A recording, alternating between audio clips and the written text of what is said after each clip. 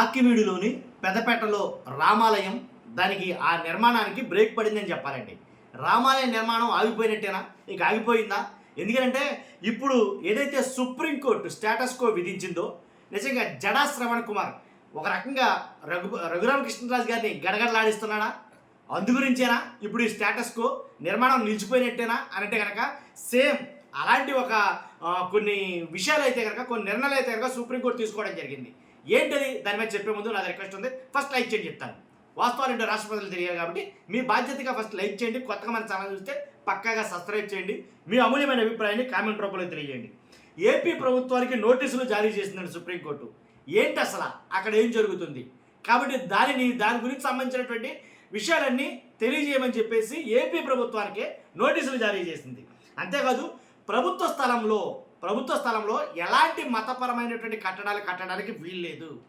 ఎందుకు కడుతున్నారు, ఏంటి, ఏం జరుగుతుంది అనే దాని మీద ఒక స్టేటస్ కో అయితే కనుక ఇవ్వడం జరిగింది. దీని తరపున అంటే పిటిషనర్ తరపున వాదించినటువంటి జడా శ్రవణ్ కుమార్ గారు మన వాళ్ళు కాదు, ఇది చాలా రాజకీయం పులుముకుంది అని చెప్పాలి. ఎందుకంటే అక్కడ గొంతేరమ్మ గుడి ఉందని వాళ్ళు మాట్లాడడం కాదు అని చెప్పేసి అంతగా ముందు నుంచే వివాదంగా మారినటువంటి ఈ పరిస్థితుల్లో ఏదైతే ఒక ఫ్లెక్సీ ఉంటే ఆ ఫ్లెక్సీని రఘురామకృష్ణరాజు గారు బలవంతంగా లాగి అవతల పడేయడం, తర్వాత ఆయన మంది మార్బలంతో వచ్చి జనంతో వచ్చి తర్వాత చాలా అలా 1-2 కాదు చాలా వివాదాలకైతే కనుక అక్కడ తెరలేవడం అయితే మనం చూసాం వాస్తవంగా అయితే కనుక.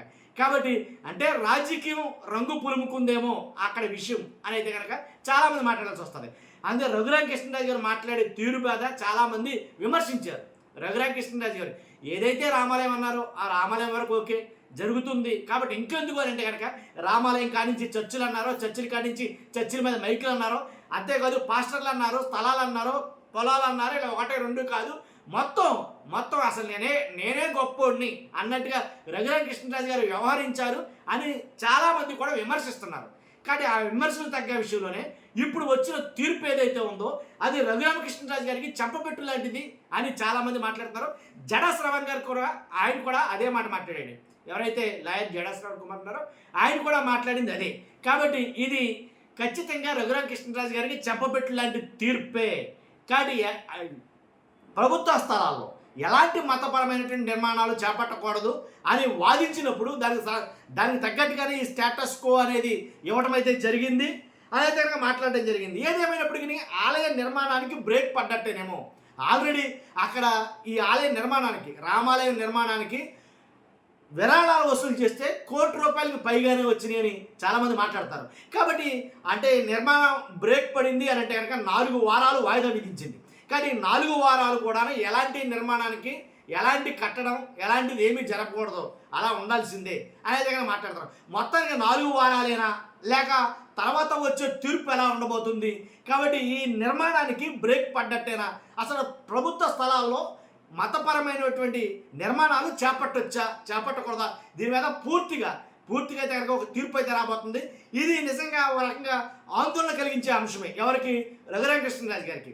వాస్తవంగా అక్కడ రామాలయమా లేకపోతే ఏంటనేది వేరే, కానీ ఇది మొత్తం రాజకీయంగా టర్న్ తీసుకుంది అక్కడి నుంచి.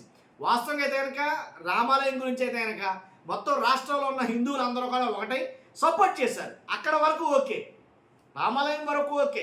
కానీ దానిని మించి రాజకీయం అయితే జరిగింది అని అయితే కనుక బ్యాక్ సైడ్ చాలా రాజకీయం జరిగింది ఈ విషయంలో అయితే కనుక. ఖచ్చితంగా దీని మీద చాలామంది మాట్లాడుకున్నారు. దీని గురించే చాలా చర్చ అయితే నడుస్తుంది. కాబట్టి చూస్తున్న మీరు అందరూ కూడా మీ అభిప్రాయం ఏంటో ఖచ్చితంగా కామెంట్ రూపంలో తెలియజేయండి. ఫస్ట్ అయితే లైక్ చేయండి. Thank you very much.